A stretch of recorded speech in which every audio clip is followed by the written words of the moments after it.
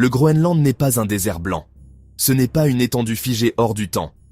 Ce que nous voyons sur les cartes, cette masse glacée, apparemment immobile, est en réalité un coffre gigantesque qui se fissure lentement sous nos yeux. Pendant des millénaires, la glace a été un verrou climatique, un verrou géologique, un verrou stratégique. Aujourd'hui, ce verrou cède.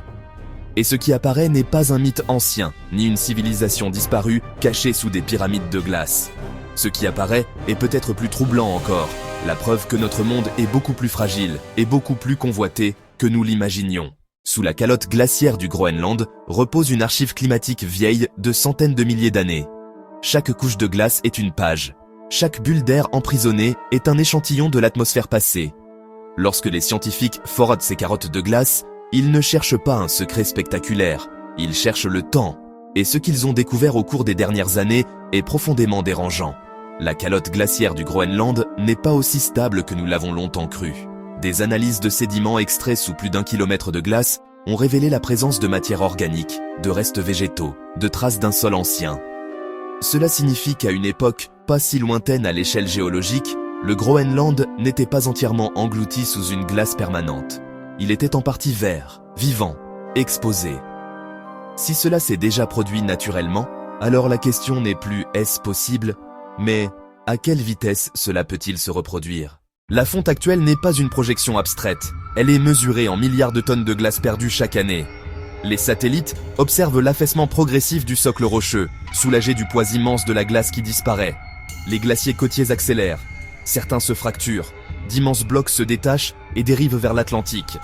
Chaque année, le Groenland contribue de manière significative à l'élévation du niveau des mers. Si la totalité de la calotte venait à fondre, le niveau des océans pourrait monter de plus de 7 mètres. Ce chiffre n'est pas un slogan alarmiste, c'est une estimation scientifique. 7 mètres redessineraient la planète. Des mégapoles côtières seraient partiellement submergées. Des centaines de millions de personnes seraient déplacées. Le Groenland, silencieux, deviendrait alors l'un des principaux déclencheurs d'une transformation géographique mondiale. Mais la glace ne révèle pas seulement le climat, elle révèle aussi des cicatrices.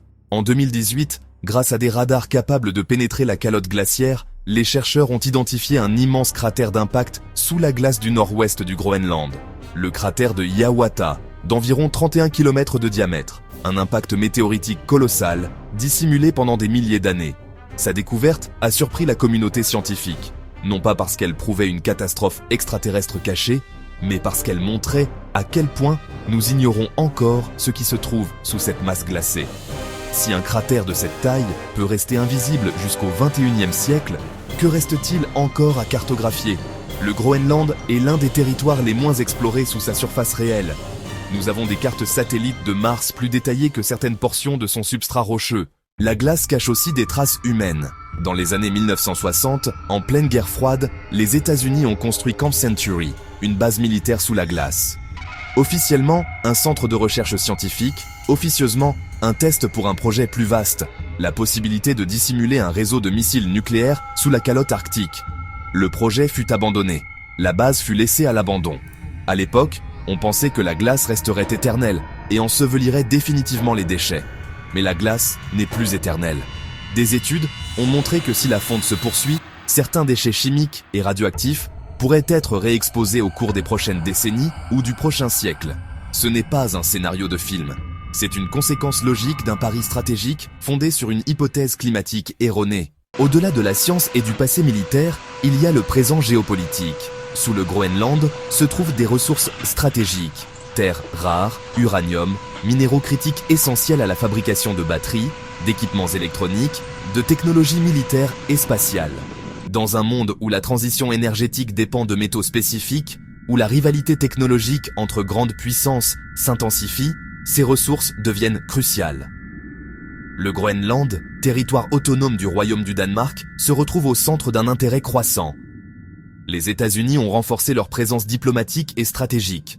La Chine a manifesté un intérêt pour les projets miniers.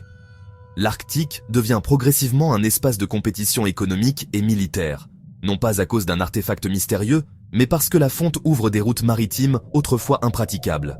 Le passage du nord-ouest et les routes arctiques raccourcissent les trajets entre l'Asie, l'Europe et l'Amérique. Moins de distance signifie moins de coûts. Moins de coûts signifie plus d'enjeux. Et c'est là que la vérité cachée prend une forme différente de celle que l'imaginaire collectif aime fantasmer. Il n'y a pas de pyramide géante révélée par la fonte, pas de cité extraterrestre scellée sous la glace. Il y a quelque chose de plus subtil et peut-être plus inquiétant. Le Groenland agit comme un multiplicateur. Un multiplicateur climatique, car sa fonte accélère l'élévation des mers et modifie les courants océaniques.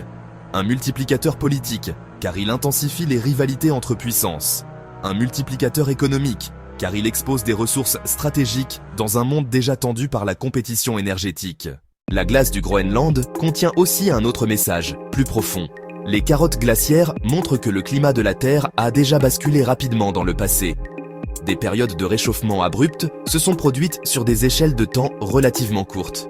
Cela signifie que le système climatique peut réagir de manière non linéaire. Il peut franchir des seuils. Et une fois ces seuils franchis, le retour en arrière n'est pas garanti. Ce n'est pas un récit catastrophiste, c'est une observation tirée de l'histoire géologique elle-même. Alors pourquoi le Groenland fascine-t-il autant ? Parce qu'il concentre 3 dimensions fondamentales de notre époque. Le climat, la puissance et la ressource. Il est à la fois un baromètre et un coffre, un indicateur et une promesse. Ce qui est caché sous la glace n'est pas un secret ésotérique. C'est la preuve que le monde que nous pensions stable est en transition accélérée. La glace fond plus vite que prévu dans certains modèles. Les intérêts stratégiques se déplacent vers le nord. Les infrastructures anciennes réapparaissent. Les paysages fossiles refont surface. Le Groenland n'est pas un mystère à résoudre. Il est un avertissement à interpréter. La véritable révélation n'est pas une conspiration que les médias dissimuleraient. Les données sont publiques. Les études sont publiées. Les satellites transmettent en continu. La difficulté ne réside pas dans l'accès à l'information, mais dans la capacité à en saisir l'ampleur. Car comprendre le Groenland, c'est accepter que la planète n'est pas immuable, que des équilibres que nous pensions permanents peuvent céder en quelques décennies, que les décisions prises il y a 60 ans, comme l'enfouissement de déchets sous une glace supposée éternelle, peuvent revenir nous confronter. Sous la glace du Groenland, il n'y a peut-être pas une civilisation perdue. Il y a quelque chose de plus immense. La mémoire de la Terre, la fragilité du présent et la compétition du futur. Et à mesure que la glace recule, ce ne sont pas seulement des roches ou des minéraux qui apparaissent. C'est la réalité d'un monde en bascule.